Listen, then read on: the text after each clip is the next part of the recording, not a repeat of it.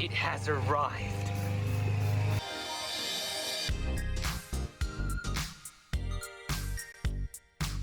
Hey guys, so today I have the new 2020 13-inch MacBook Pro, and I am gonna unbox it for you and then just show you a little bit of my thoughts on it. So one of the great things I love about Apple is how the boxes are just so seamless and are so easy to just unbox. So let's take this bad boy right out. And,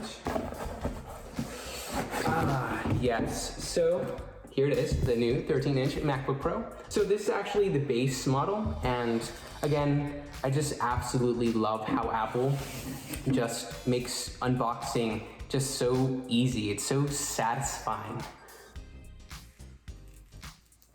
Wow. All right, and let me just take it out.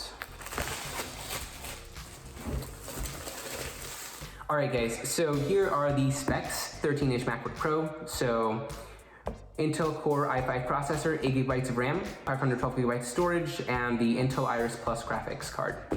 So let's take it out of the box.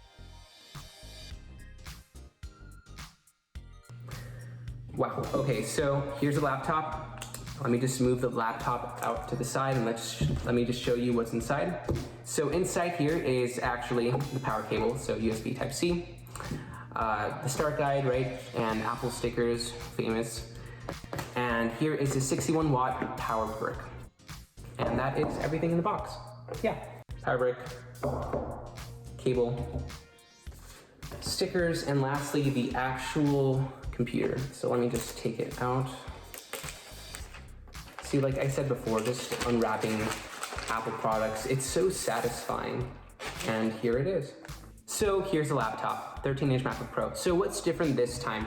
Well, they actually changed the keyboard. So now it's back to the Swisher switch mechanism. Here you go. And they ditched the butterfly mechanism because it was having a lot of issues. A lot of people were returning their MacBooks.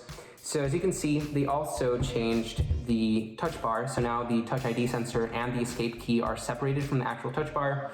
And they went back with the arrow keys to the previous versions of the 13-inch MacBook Pro. But other than that, everything is still the same. 13 inches, not the 14 inches that people were anticipating. I found it sort of limiting that the MacBook Pro only has 2 Thunderbolt ports, while the higher tier versions of the MacBook Pro have 4. And without further ado, my thoughts. Hey guys, so I've been using the MacBook Pro for about a dozen hours now, and it's great. It's a wonderful device. As a first-time Mac user, I love the operating system. I especially love the fluidity between all Apple devices. So if you have a watch, if you have a phone, if you have a MacBook, if you have an iPad, it all just connects, and it's honestly amazing. It gets the job done. The operating system is fluid, it's responsive, and it's great. However, there are some issues. So if you're just shopping online, reading online, you're just browsing the web, right? You have, a couple dozen tabs open. The laptop, it's great. It gets the job done. It's really quick.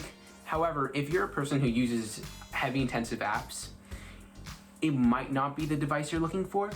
For example, I was trying to compile some code, and I was also editing this video, and it would slow down. It would get extremely hot and extremely loud compared to other computers. And it just surprised me, considering this came out just this week, and I kind of expected more. Since I'm a college student majoring in computer science, and for anyone out there who is just a person who requires, a CPU that is very powerful and a GPU that's also very powerful, this device may not be the one for you, or in particular this version of the 13-inch MacBook Pro. You should really look for the 16-inch MacBook Pro, which has a better processor, better GPU, and has more RAM and storage capacity. Furthermore, something really strange happened. So I was with MacBook Pro, and I thought of comparing the size and the width of the screen to my previous laptop, the Surface Pro 4, which I don't use anymore because the keyboard broke. However, something really strange happened. When I got my Surface Pro 4 and I put it beside my 13-inch MacBook Pro, right? Consider that the Surface Pro 4 came out about 4 to 5 years ago, and the 13-inch MacBook Pro came out this week. When I put them side by side, something astonishing happens.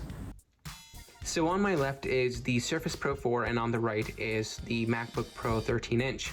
And when you put both devices on max brightness, so 100% on the Surface Pro 4, and 100% on the brightness for the MacBook Pro. It's just surprising to me, at least from my perspective, that the Surface Pro 4 is much brighter than the MacBook Pro, and the colors seem more accurate. The pixels seem sharper than the MacBook Pro. I don't know, I just found that super weird. This is not supposed to be a comparison. It just surprised me how this device that came out recently doesn't have a display as good as a device that came out 4 to 5 years ago. In general, the MacBook Pro does not have a good display, and it also does not have a good camera.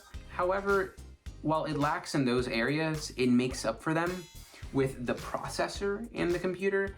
It's very quick, it's very fast, its operating system is tremendously good.